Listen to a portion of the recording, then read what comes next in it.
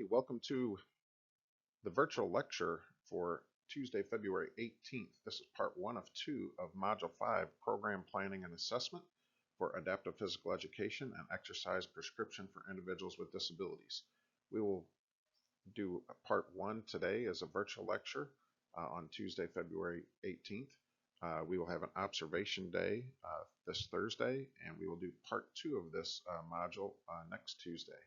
So make sure if you haven't got caught up, try to get caught up on your service learning project with Special Olympics. You can call or email Susan at Special Olympics. Go on our page to get her email, or James to see what events will still be going on later this week. And make sure you get some observation hours in for your service learning project. In this virtual lecture, you should listen to it, pay attention anywhere I ask you to think about things or to write something down. You should do that, and you should take notes. You should participate in this just like it's an active learning session, as if we were in a face-to-face classroom. So we are starting Unit 2 in our journey here for Adaptive Physical Education and Exercise Prescription. And this is Program Planning and Assessments is what we will work on for this module, Module 5, and it ties in with Chapter 4 of the textbook. Unit 2, Inclusive Practices and Planning, also includes instructional modifications, which is aligned with Chapter 5, curricular modifications, which is aligned with Chapter 6, and game and sport modifications, which is aligned with Chapter 7.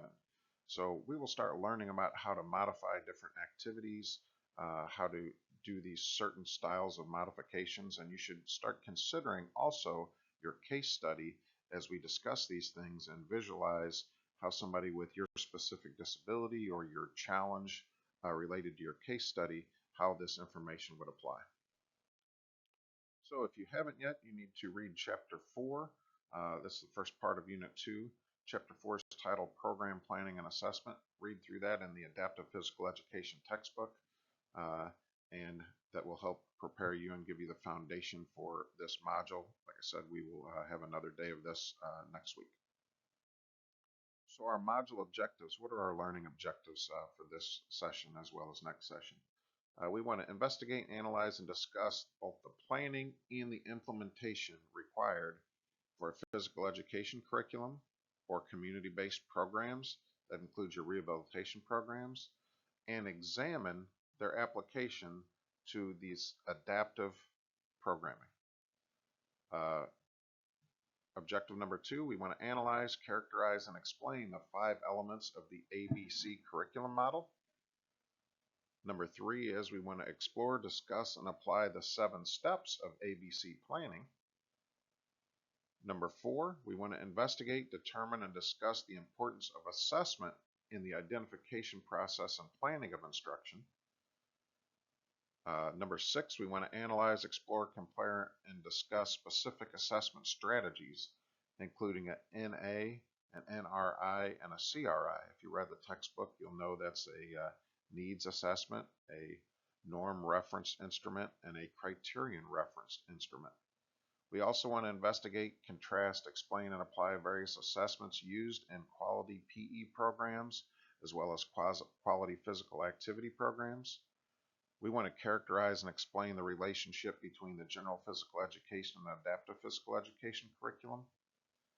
We want to examine, illustrate, and discuss the program titled RTI, or Response to Intervention, and the 4 tiers of that.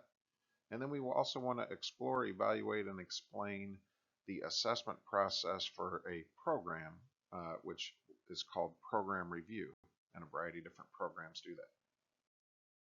So as you saw in the Canvas announcement, our Module 5 activities, we want to read Chapter 4, Program Planning and Assessment. You want to read the article, Adapted Physical Education Assessment Instruments, and the other article, Brockport Physical Fitness Test. You can download both of those through the Module 5 resources page on Canvas. I'll also have a copy for you when we meet back in person. Participate in the classroom discussions and activities when we meet again, but also virtually participate. You need to participate on your own with us.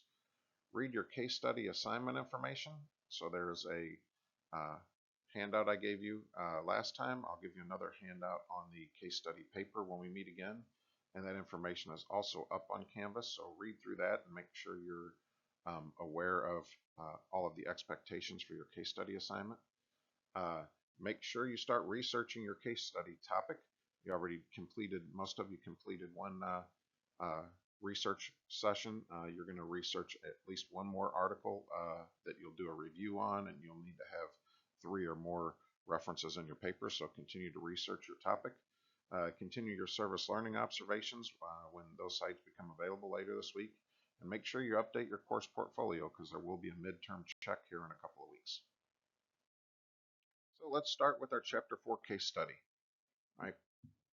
Participate in this as you go and open your mind and think about it, because it's important to start understanding these and being able to apply the skills from the chapter as well as the information that we've learned previously. So, being that we're going to be talking about programming options in curriculum, this case study relates to planning options.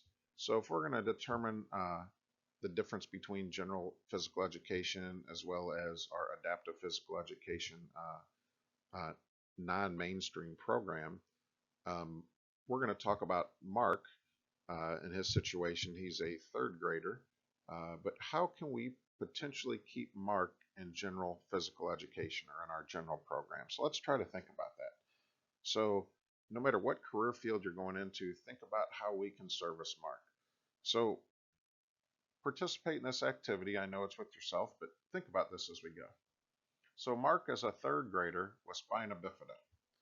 So spina bifida is a condition in the spinal column, and it's where your spinal column doesn't fully develop, it doesn't close properly, and it usually results in some spinal cord injuries. Somebody with spina bifida has a loss of feeling in their legs, difficulty moving their legs and feet, and may even get some paralysis. So we're going to have some challenges there. So let's think about it. If you can't move your legs and feet very well, you have a loss of feeling there, some challenges. We have to be careful for potential spinal cord injuries due to any safety concerns. What are some of those things we're going to have to think of if they're in our general PE program, or maybe even our general type of community-based recreation program, or if we're working with Mark in a rehabilitation, physical therapy type of setting? So let's get a little more information about Mark. He can move independently with crutches. So he has to use crutches to get around. He's not confined to a wheelchair. He doesn't necessarily have to have somebody. He can independently move around. But anytime somebody's on crutches, think about those mobility issues in a physical activity. In his IEP, so Mark has an IEP. He qualified for services. So in this planning meeting for 4th grade, so we're planning for next year, he's involved in it. So that means he probably has a pretty good cognitive ability. He states he feels he's falling behind in PE and he's really struggling to keep up. He's not sure if he really should be in the general class anymore. Mark's parents, due to this, and they feel that Mark's pretty understanding of the situation, and they kind of look at the skill level of his friends and things in his recreation programs. They're considering really taking him out of the mainstream general physical education courses and trying to get placement in an adaptive PE class. The special education coordinator is really advocating, though, for the mainstream PE, the general physical education classroom, not just as a starting point, but to make plans to try to keep Mark in there through 4th grade as long as possible. So digest that a little bit. Think about that. You're going to be in your role. You might be the physical therapist in on this meeting. You might be a physical education teacher on it. You might even be a community recreational specialist. Think about it from the viewpoint of your potential career path. So here's some information to consider. His skill level is lower than other students, right? His skill level's low. He doesn't feel his legs well. He has difficulty moving them. Any manipulative activity tends to be hard because he's on crutches. Any Locomotor activity seems to, be really delayed because he's on crutches. But he always tries his best. He works really hard. And because Mark tries his best and he is a eager learner, all right, and he's a motivated learner, his peers and even his teachers in all of his courses, and PE teacher, if you're the PE teacher, consider him an inspiration. People look towards Mark. They really, they see that he works hard and sometimes it makes them work a little bit harder. Mark has a lot of friends in his classes. He has good social skills. He's popular. Uh, he doesn't have any cognitive issues. So Mark, pulling Mark out of his mainstream class would then consider possibly the isolation treatment. So now that we've kind of considered this, we're the PE teacher or in our role. What would we need to do to keep Mark in that general physical education class? So pause this and think about it a little bit from your role, whether you're going to be a physical education teacher, a community recreation specialist potentially, uh, work in, as a physical therapist, occupational therapist. So what do you think we would need to do to keep Mark in general PE classes? Well, here's a couple things we need to do. We need to determine what modifications, adaptations, and supports Mark's needs, but they need to be directly related to the appropriate objectives. So the goals, how they're tied or aligned to our specific general PE curriculum. And then we're going to need to determine how we're going to assess Mark. Because if we've built any performance objective, the performance objective is based on a goal with an assessment kind of developed in that. So we'll determine our appropriate objectives and assessments aligned with the curriculum, and then what modifications, adaptations, and supports can we provide Mark to help him get to those goals. So those are two of the biggest things we need to know and we need to do then to write this IEP, this individualized education program, to support Mark in meeting his goals, individual goals within the general physical education classroom setting. And if we can, and the curriculum isn't deviated too far, then we would want to keep him there and try to mainstream him because he has all kinds of different benefits. So if we have to align things to a curriculum, we need to know what a curriculum is. If we're developing our IEP and people have to meet their goals within a curriculum, let's just ensure that we are all on the same page because people that aren't teachers don't always understand. And we have a lot of us in here that aren't going to be physical education teachers. They haven't taken a curriculum class. So curriculum is all of the things that are taught or provided within a specific course. If we're considering outside the classroom, it's all of our things that are taught or provided in our program. So it's what our program provides. We could consider that like the curriculum. It's really our philosophy or our mission or our vision. Kind of even can go with the goal statements. So think about this. It's the goals for what knowledge, skills, abilities, and characteristics that we're going to provide instruction and teach our participants. And then with that, we determine our activities to be able to help people reach those goals. Right? So the activities are within the lessons. The goals help us take that curriculum, and that curriculum is the different things we're going to do within the program. It's also detailed as a comprehensive written plan that fully details all of the content that will be taught.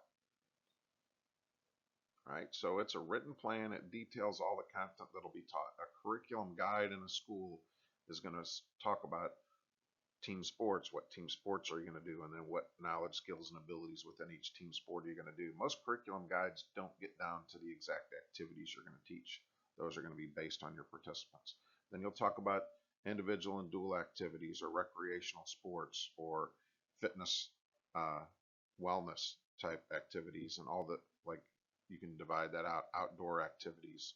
So then you're going to go into detail of which ones fit in there and then what you're going to teach within each one, your goals.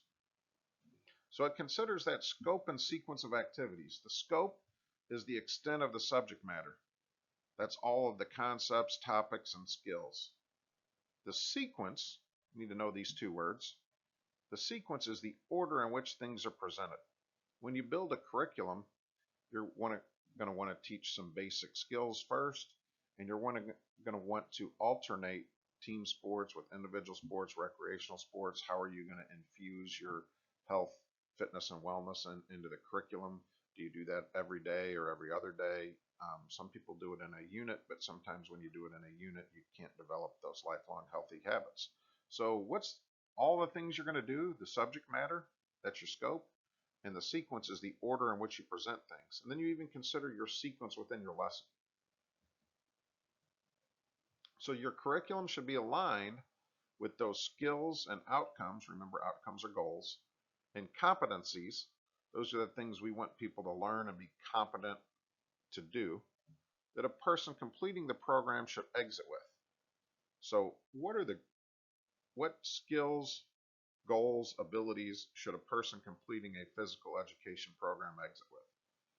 So a lot of times you're going to consider this, as your mission to, have somebody be able to do this by the time they complete our program.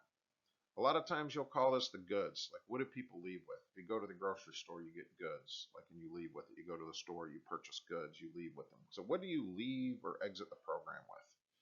So the goods of a program you participated in.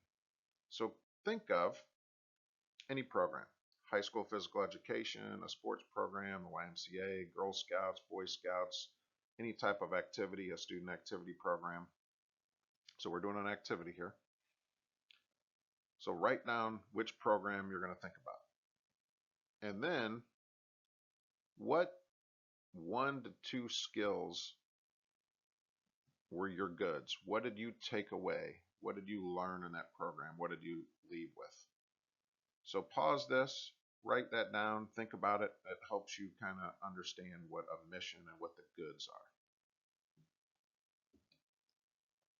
are. All right. A curriculum might also be developed on your specific content standards.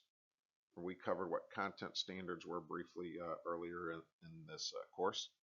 But for physical education, this might be the NASB standards. It might be your grade level expectations if it's a school's physical education curriculum. You're going to include sports, movement skills, health, fitness, nutrition, preventative skills. So you're going to even include some skills-based health.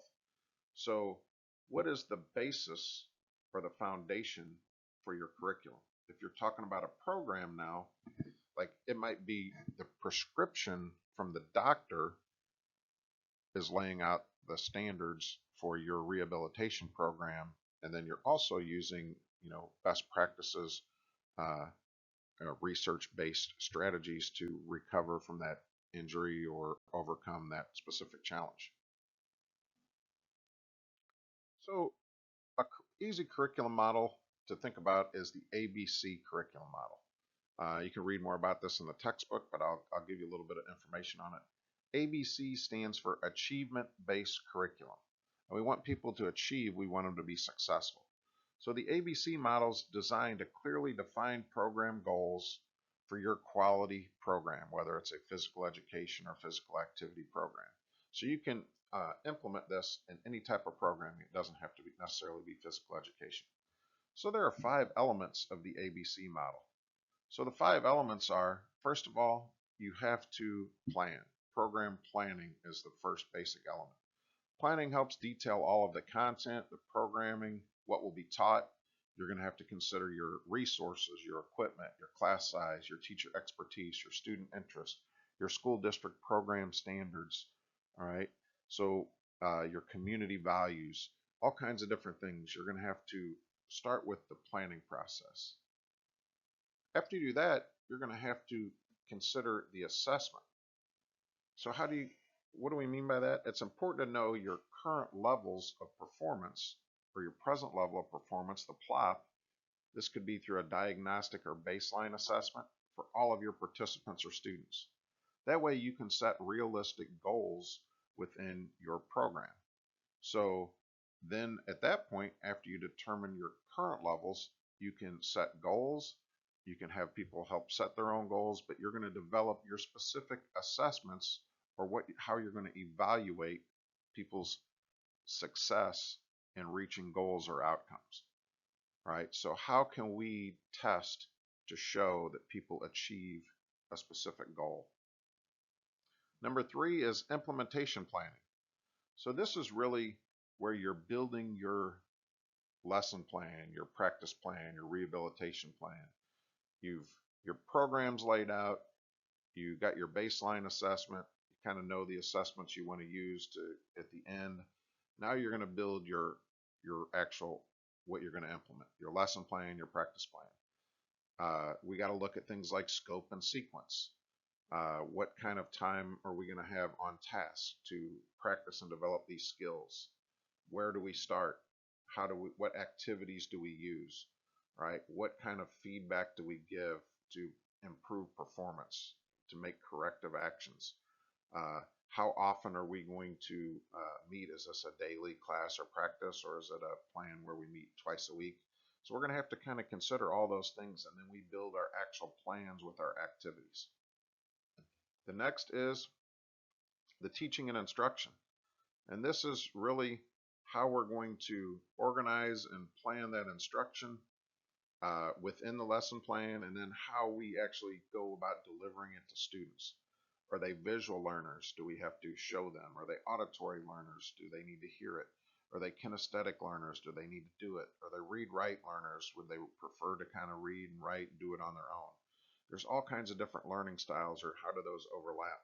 So we're going to have to go about taking our implementation planning, our lesson plan, our practice plan, and then developing our teaching strategies, and then actually providing that teaching and instruction to our specific participants or students in a way that they can understand it. And then we're going to have to adapt and modify it based on how well they do things through our formative assessment.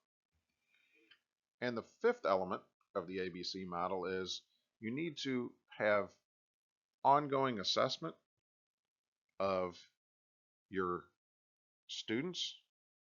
You need to have summative assessment of your students, but then you need to be able to also have program evaluation. Look at the data to see how much people achieved, and then what can you do by assessing the program, reviewing your instruction to modify that or improve it for the future. So how do we improve and modify future programming? So the first step of the ABC model, remember, was the planning process. So let's talk about that. Breaks down into 7 different steps of ABC planning, because planning is the very first most important part. So first of all, we have to define the curriculum goals. So we can use a instrument like a needs assessment, an NA, to determine what the student can do and what their present level of performance, or their PLOP, is, and then determine how that fits within the curriculum and what the end goals would be. Is it going to be similar or the same goals as general education students, or are we going to write individualized goals based on their current level of performance? So we have to define the goal based on the curriculum and considering the individual's present level of performance. Next is we're going to have to determine that exact objective for each curriculum goal. So we figured out all of our curriculum goals, what we're going to do. We've kind of figured out the needs assessment, all right, how we're going to attach that to the curriculum. But we have to then write objectives for each curriculum goal. What are we going to do? When you write an objective, you write it in a 3-part. The student's going to do this. Learn to dribble, or perform the skill of dribbling a soccer ball, because you can't really observe learn, but you can observe if they can perform. And then the next part, that's the task. The condition part is basically you're explaining how you're going to assess it. So in a one-on-one drill and an obstacle course and a timed drill, whatever the case would be, and then The criteria is how you're going to measure success. So you're going to basically start writing these based on the individualized education program, considering the curriculum, and then looking at where they are. You're going to have to consider things like how much time am I going to have, what kind of supports am I going to have, what would be a realistic goal for this individual, and then we'll write specific objectives for each curriculum goal. The next thing is you need to determine the emphasis each goal should receive in the overall curriculum. What's important? Some goals are probably more important than others, especially for specific students. Some goals are going to require more time. Do we want to weight our goals? Like this is going to be worth more points. What's more important? What's maybe more difficult? Which ones might transition later into life that we should put more emphasis on? So we're going to have to kind of consider all of those different things. Next, it's important in this consideration to calculate the amount of time available. How many days does our program meet, whether it's a class or a practice or a rehab session? All right. What's the length of time we're going to have for instruction? Is this going to be something that carries on for 4 years of school, or is this just a 30-day program? So we have to consider all of those things when we're writing our goals and then kind of considering our criteria for success. So then we have to look at where our performer is. We have to use, this is where the PE teacher and adaptive specialist comes their expertise really comes in, or your expertise of your program. You have to consider what's the average mastery time to meet that objective, and then you have to pull in all the considerations for the current level of performance, what the individual's disability or challenge might be, and how you're going to overcome that, and how that might affect that estimated time. So, you're going to look then as how much time is estimated to achieve each goal. Next is, can all this content fit in the curriculum? So can we take the general education curriculum, after we look at the time that's needed for success and all this different stuff, can we get enough content goals that fit the general education curriculum? If we're paring it down to 20%, 30% of the goals that are going to overlap with the general physical education curriculum or our general program goals, we might consider an alternative placement. So is there enough time for all the planned goals? We might need to change up some of the programming goals or change up some of the objectives to be able to keep them in a general PE program. And then we'll developmentally sequence the goals and objectives and make sure they're put in the right area and they fit the development pattern. So we'll consider that, the first part's looking at the scope, and now we have to sequence everything, make sure it's in the right order. So when considering adaptive PE curriculum planning, we have 5 big important questions. So here's the 5 guiding questions. First of all, who qualifies for adaptive PE services? Does Mark qualify, and does he want or need those services? Do people meet those 14 disability categories? Do they maybe qualify for a 504 services plan? So who qualifies for these services? And then we got to go from there. If they qualify for services, how are we going to implement them? How are we going to plan for them? Next, if somebody qualifies for them, we're going to start planning for them. So what goals does the participant need? And this is usually where we start considering our mission.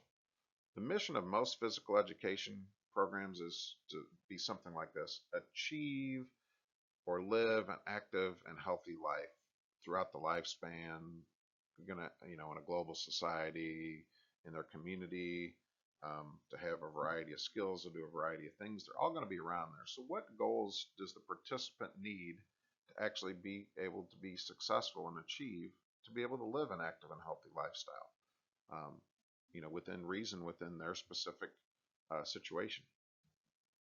Next, we start with that continuum of services. What is the least restrictive environment for PE for the student? We consider that continuum of services. We want to start with the least restrictive environment. Can they meet enough goals for it to be in general physical education? How is daily physical education or physical activity instruction planned and implemented? Are they have an IEP? Do they have a 504 plan? Is it daily? Is it every other day? What's the planning process? Is there other people that help implement it? Is there a physical therapist involved? Is there a para involved? Do we have other resources such as an interpreter? And then the fifth guiding question, how will the IEP or even the 504 plan and the achievement-based adaptive physical education curriculum goals, that's your objectives, be evaluated? So how are we going to go about assessing those to see if the student has met their goals, met their objectives, and been successful? Because we're going to have to then, review our program, like we said, a slide back. We got to do an overall program review to plan for improvement, and we would, turn in this data for the IEP or the 504 at the end of the year to rework it for the following year. So we're going to have to decide, are we going to look at the general physical education curriculum for a student or the adaptive PE curriculum? So which curriculum are we going to work with this student? We have to kind of make a decision on their placement. So let's kind of talk about some of these things. The individual with disability, that could be an adaptive PE student or a student that's working in a general PE class that needs some adaptations and modifications. They should work on the same goals and objectives as the non-disabled or non-challenged student that's in general physical education. So should have the same goals and objectives. Here's the major difference. The major difference when we're talking about our curriculum and our planning and our implementation and setting goals is an individual with a disability may work on achieving fewer overall goals or fewer overall objectives within each goal. So you're going to have the same structural goals, but we might work on less things within that curriculum area. They might have a specifically designed goal that's appropriately aligned with their skill and ability level. They're still going to work on motor skills, but it might have a different condition or criteria when we're writing our performance objective. All right. And then how are we going to implement our supports, adaptations, and modifications to help them achieve goals? All right. So we have to consider all those things, like we're doing the same goals, but they may be fewer. They may be more appropriately aligned with their skill level. And then they might get some supports, adaptations, or modifications. So here's some other considerations. As the severity of a disability or the increased level of a challenge increases for a student, individual with a disability, there's going to be way less shared content. So as the severity of a disability increases, the amount of shared content with the general physical education curriculum decreases. So you can't include as much on that IEP. They can't have as many IEP goals. The curriculum decreases. In many cases, the functional level of mastery at the end of the curriculum may be lower for the adaptive student than the general student. It usually leads to a student's placement eventually into an alternative setting such as adaptive PE. When determining whether to use a general physical education or APE, adaptive physical education curriculum with a student or an individual with a disability, it's important for the goals and objectives of PE to be the same goals. Granted, we have some differences, but they need to have carryover benefits for their future. It's important for the goals and objectives of PE program to have the greatest carryover benefits for each individual's future, such as employment, their living situation, their health, their fitness, their physical activity, their wellness opportunities. It can't just be about socialization. It has to be about the students meeting the same goals with some different adaptations, modifications, or alignment. So, quick reminder, who does qualify for adaptive PE services? So we said up front, our case study Mark did, but all students are required to receive physical education services, right? They're going to have it to graduate. They all get services, but not all are automatically going to qualify for adapted physical education services. They won't necessarily all qualify for an IEP or a 504 services plan, but we still can adapt and modify any of our programming to meet our students' needs. That's really what we should do, or our participants' needs, to help them meet their goals. So we use assessments and screenings such as norm referenced instruments, which are NRIs. We complete those to determine if a participant, such as an individual with disability, can meet our program goals or our curriculum goals. This might include with modifications or supports, but we need them to be able to reach those goals in our setting, structure, and within alignment of the curriculum for general physical education if they're going to stay in the general physical education program. So NRIs, norm reference instruments, we'll discuss some NRIs in a little bit, but they're assessments used for screening purposes. A needs assessment is one that is done a lot of times. So here's two additional questions to consider. Can this participant realistically learn and master the goals and objectives in the general physical education curriculum? Right? Now we remember they might be slightly modified. They might get supports to be able to reach those. They might have fewer, but they need to be the same goals.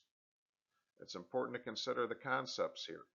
What time do we have available for instruction? What time do the students or participants or IWDs have for trying to practice the skills to master these goals? What's our class size? What's our support systems? What modifications are needed? Another important question, are the goals and objectives in the general physical education curriculum appropriate for this individual? Is there a high probability the students can master some of these goals in the general physical education curriculum or in your program and then actually use them later in life? And they need to then translate to maintaining their health and wellness, improving physical activity and fitness. Now remember, we can scale down and have fewer goals. We can modify or adapt goals. We can change the condition and criteria. But the task still needs to be the same. They still have to be the basic idea, the basic curriculum, the basic skills. If it's determined that any supports, adaptations, and we're going to learn about all the different ones we do, I gave you what we're going to do here in this unit, wouldn't help your participant meet the curriculum goals in a general physical education classroom setting, that's when we then consider the least restrictive environment that restricts them from meeting their goals. We don't really want to mainstream the student. We want to consider an alternative setting, such as adaptive physical education. So many of you have taken either a classroom assessment class for PE or a fitness assessment class, but we need to understand assessments to get started here. So assessments are used to help us get an accurate picture of what a performer can do at a specific point in time. So when we do a baseline assessment, it's giving our present level of performance in that skill right now. It's a real-time thing. When we do formative assessment is when we are doing different assessments to determine somebody's ability at that certain time within the instruction. So formative has form in it. They're still performing. They're working on form. They're working on the skill. A lot of times in a class, this isn't used for grading. This is really used for the teacher to see and provide feedback to help improve performance.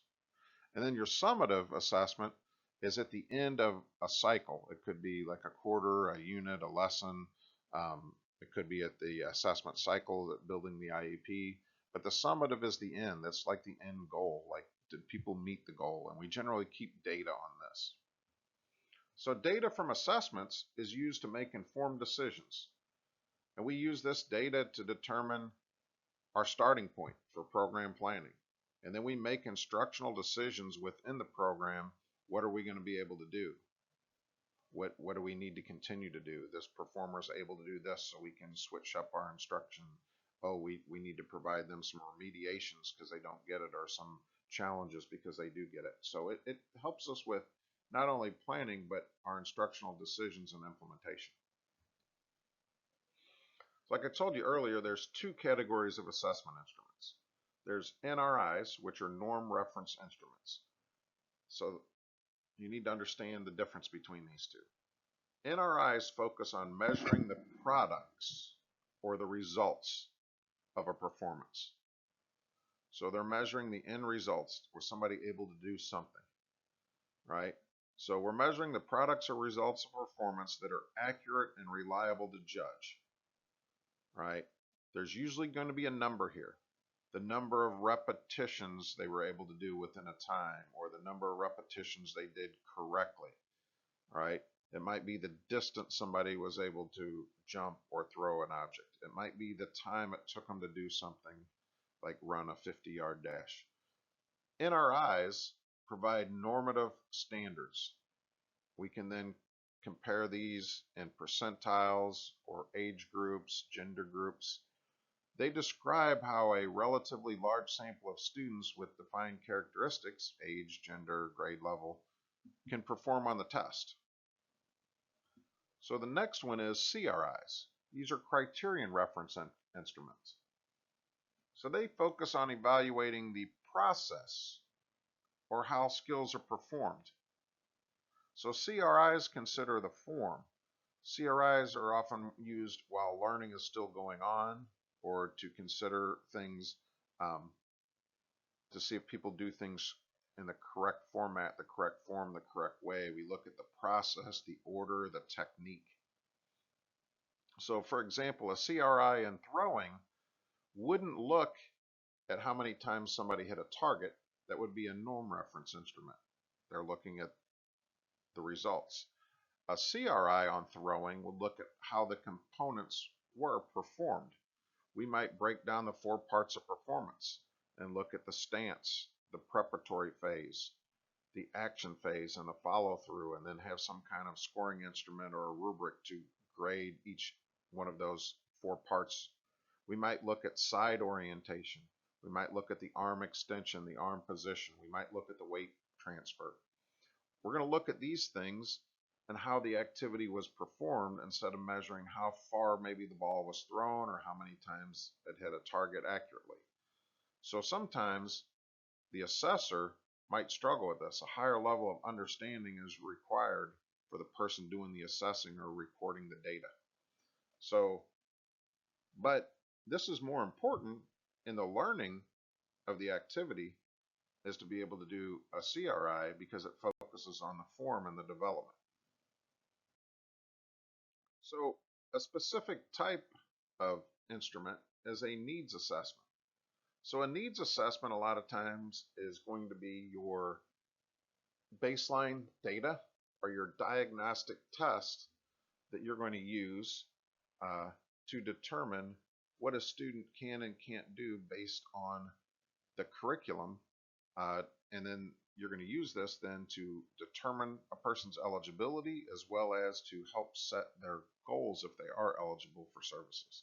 So a needs assessment is a recommended evaluation tool for determining eligibility for adaptive PE, or as helping us set goals. So the goal of a needs assessment is to measure which of the general physical education objectives the student is somewhat mastering on target with other students, or determine where improvement is needed, and then even what their level of performance is. Where's our starting point? Where do we need to improve? Are they even close? So think of it as scoring goals on a rubric. If the participant scores a 4 or 5 out of 5, they're probably considered skilled or excellent. If they score 3 or less, they probably need improvement. So on a needs assessment, if you're scoring, it could go that way. The results from this needs assessment represent a current picture, the present level of performance. And we use this present level of performance to help plan, to determine placement, but then to help plan specific goals. So, what type of assessment is this similar to that you've taken in this class? Think back to the very first day. Had a question on every basic concept we were going to learn to see if you knew anything about it. So it was our baseline test, our course pre-test. So when using this needs assessment, we could determine eligibility for adaptive PE by using it, but each school district is going to set, and they're going to have it documented, what the eligibility criteria is to get special services. All right, so there's going to be a cutoff level. If you score above this, if you score like a 4 or 5 on all these goals, you have some adequate skills already, so you don't need services. So a deficit score is required for any student or individual to receive adaptive PE services. So when a needs assessment is done, a common cutoff score, if you use the needs assessment method to determine eligibility, is generally about 60% on the goals. So we talked a little bit about assessments. We'll talk more about those in our next lesson. We'll get into some specific ones. Let's talk about a program, the RTI program, Response to Intervention. So RTI is a multi-tiered approach to early identification and support of students with special needs. So instead of a needs assessment, we might use the RTI to determine if somebody has needs. And like I said, it's an early identification program. It actually starts by providing supports. It's an alternative approach to using the needs assessment. And usually this occurs before you would write an IEP or 504 plan.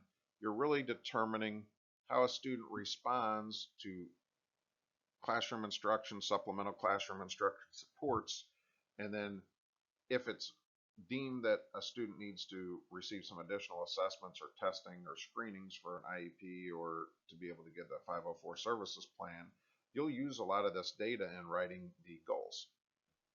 So an RTI is designed to collect data on how a student responds to increasing levels of individualized instruction.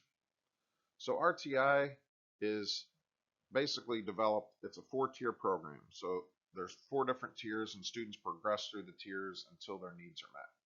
The first tier, all students receive regular instruction and assessment in the general classroom, the general PE classroom. Now the difference between just having a classroom, this is where you would have to start, it says assessment. You're going to keep more data on your formative and summative assessments.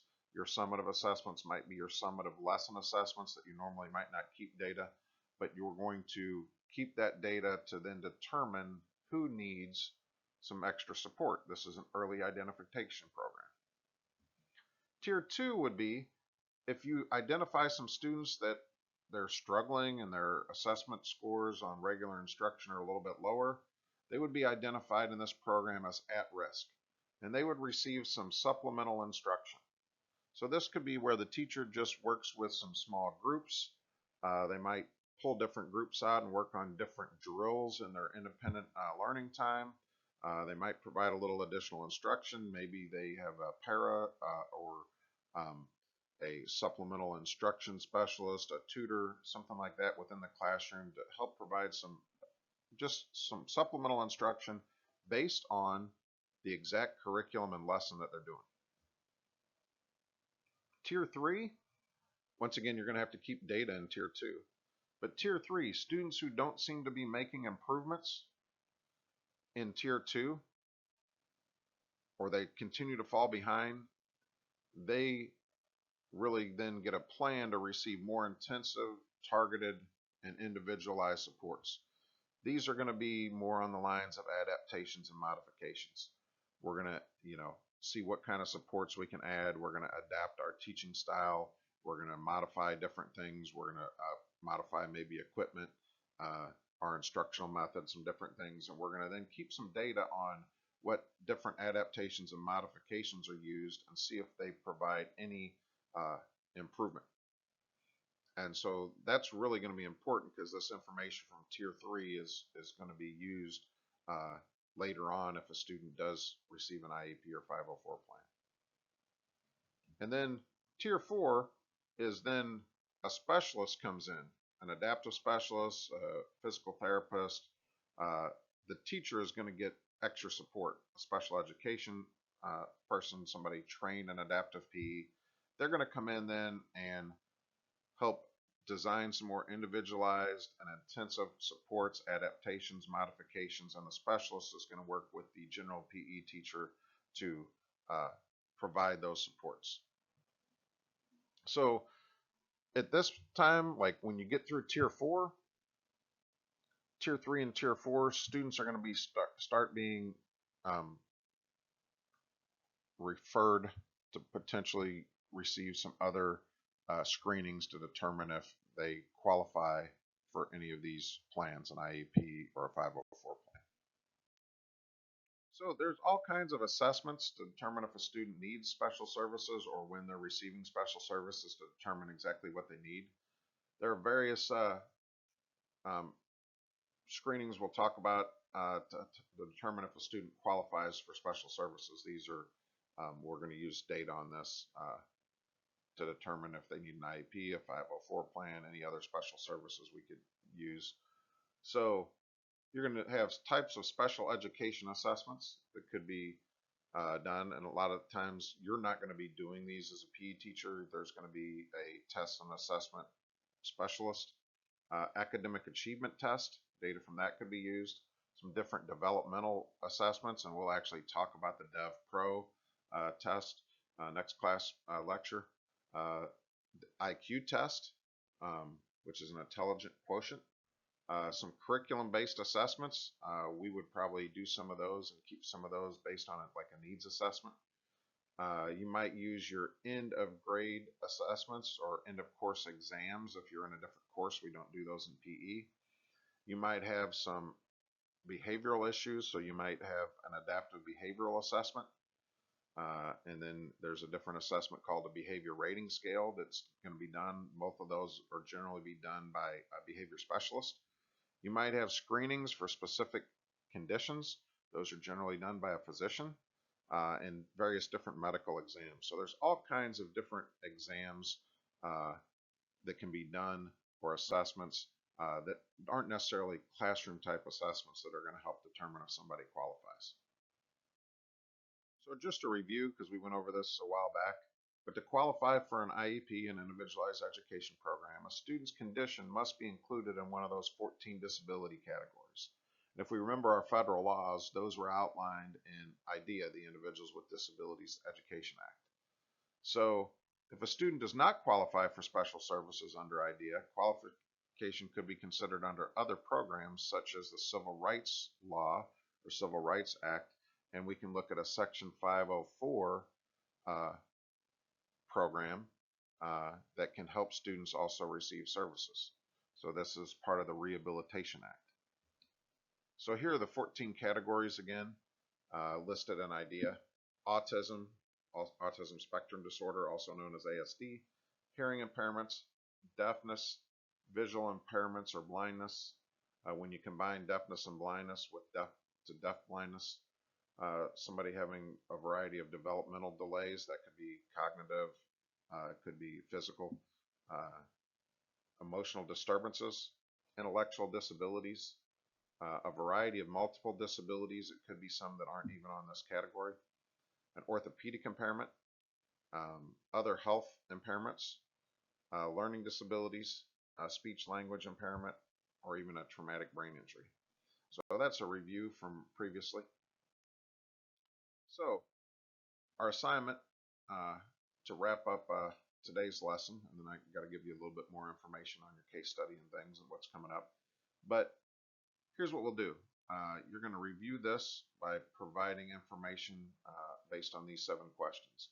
So discuss assessments, define the term, and then detail how and why we use them as related to adaptive PE services. Then you'll define and explain the NRI assessment instrument, norm reference instrument, and then you're going to list a specific NRI that could be used in a PE class or physical activity program. You might have to do a little research on this. There's some in the book, but you might have to research what it, and you need to be right on this. You need to make sure it fits the norm reference category. So you're going to explain that instrument and then detail how you would apply it or use it to screen a student for services. Then we're going to move on to the next one, define and explain a criterion referenced assessment instrument. Number 5, then you're going to list a specific one. Once again, do some research. Find a specific criteria reference instrument. It needs to fit this category. Don't get 3 and 5 wrong because you just guess on stuff. Make sure you understand both of those two. So you want to list one that could be used in a PE class or PA program. You want to explain the instrument and then detail how it would be used to screen a student for services. Number 6, fully explain what a needs assessment is, why it's used to screen for adaptive PE, and how you specifically apply it. A couple of sentences there. And number 7, explain the response to intervention program. List and briefly explain each of the 4 tiers. So the deadline for this is Thursday at 8 p.m. So I gave you the handout last time in class. It's also up on Canvas under your case study module. I have several of the components up there. There's a whole page that details everything, and there are links to the general information and the paper that are there. I'll have the link to the presentation part up and the presentation visual up in the next week or so. So you have your topics. I'm going to put the schedule together sometime before spring break based on some athletic schedules and different things like that, and try to avoid people presenting on the same day if they're in healthcare ethics doing their research program. So look at the handout I gave you last time, and then I'll give you the handout on the paper in the next week or so. It's a 3-part major assignment. We're doing a bunch of build-up parts. I didn't list those here, but we'll do a bunch of different assignments to build you into this. But you're going to compose a case study paper. Then from that case study paper, there's an outline you have to follow. You're going to follow that same outline and develop a presentation visual, as in a PowerPoint. And you're going to develop the PowerPoint based on that outline. You're going to use information from your case study paper, but you can't copy and paste it. It needs to be in bullet point format and cover the important information. And then you will do a 15-minute in-class presentation using your visual to discuss your case study. So remember, the case study is designed to assess your understanding of a specific disabling or even challenging, because not all of these are disabling conditions. But the focus needs to be on the application of exercise prescription. So that's going to be a biggest part. If you don't get that part right, you miss the whole concept of the paper. You need to apply your learning of exercise prescription. So I'll have the links to the schedule up in a little while. You all got your topics by now. So as we do case study assignments, stay on topic, stay up with those, read the feedback, and then you'll be able to use those within your major parts of your assignment. So this is all up on Canvas. So you've done case study research project number 1. So we're going to be doing case study research number 2. Basically, you're going to investigate your approved case study topic. Most of you will do it on the web, but you might do it in the library or different places to continue cultivating research on the basic information of the condition, and then try to focus this one even more on the impact of the disability on participation. So remember, follow the stuff. I just kind of went over the research case study assignment. It is a research project. It needs to be done on research. You're going to have to explore background information. You can't change your topic. You have your topic by now. You have to research, synthesize, and summarize information in your own words. So don't plagiarize things, copy and paste from your resources, use artificial intelligence. Summarize things in your own words as you go through all of these case study assignments. Start by researching the basic information on the disability condition, then consider the impact of that condition on participation in physical education or community-based recreation. So first, consider the challenges for a participant in various activities, sports, games, and movement experiences. Then consider any additional challenges that may inhibit participation. Some of you might not have physical challenges. You might have to focus on the additional challenges. This could be understanding, processing, or things that lead to difficulty in participating. So follow the outline. I'll give you the outline. It's pretty similar to the first one, but there's a little bit of a tweak. And you must cite at least one resource. And some of you didn't use APA format last time. I gave you that in your feedback. Make sure you use a generator or an online generator to help you with that, or use different things like Purdue OWL, research it and do it correctly.